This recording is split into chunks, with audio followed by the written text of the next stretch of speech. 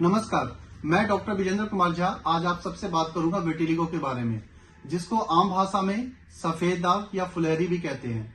ये एक deep pigmentation का प्रॉब्लम है जो पूरे वर्ल्ड वाइड में, ऑल ओवर वर्ल्ड में इसके केसेस पाए जाते हैं। ये एक नॉन इन्फेक्शियस प्रॉब्लम होता है और इसके केसेस जो होते हैं आपको हर जगह मिलेंगे।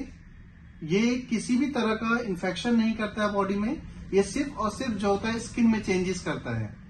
इसके होने के कारण क्या है?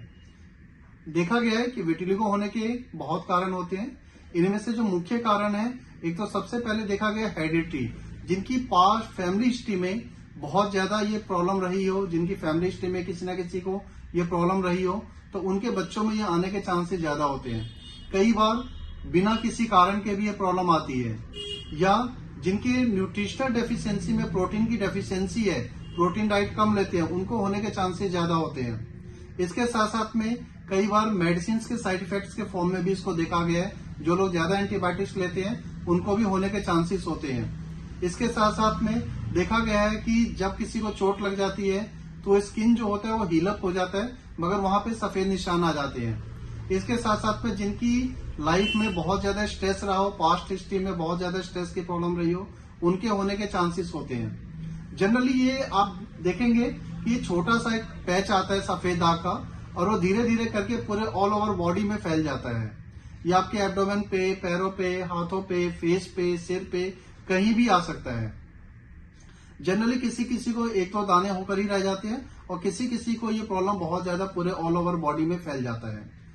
और देखा गया है कि ज्यादातर लोग के जिनको ये प्रॉब्लम होती है, उनके जो स्किन का जो हेयर होता है, इवन वो भी सफेद होनी चालू हो जाते हैं। अब जब ये प्रॉब्लम हो गई है तो इसको कैसे ठीक करना है?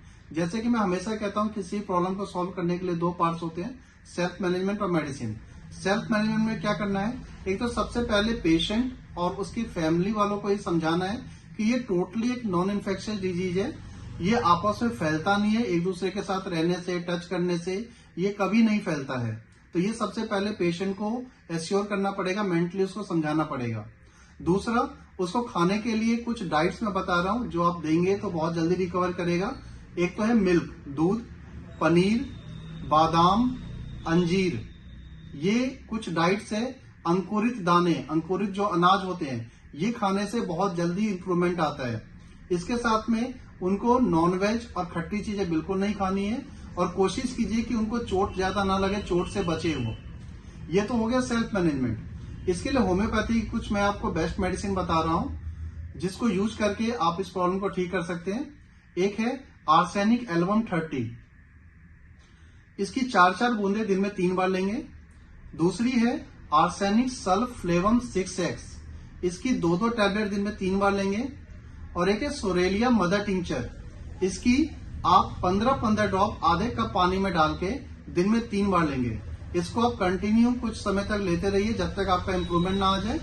और अगर आपको इससे अधिक जानकारी चाहिए या मुझसे ट्रीटमेंट कराना है तो आप मेरे क्लिनिक पे या मेरे से मोबाइल नंबर पे आप मुझसे कांटेक्ट कर सकते हैं। और अगर अभी तक आपने चैनल सब्सक्राइब नहीं किया तो सब्सक्राइब कर लीजिए, और इसको आगे भी आप शेयर कीजिए, कमेंट्स कीजिए, लाइक कीजिए, ताकि और लोग भी इसका लाभ उठा सके।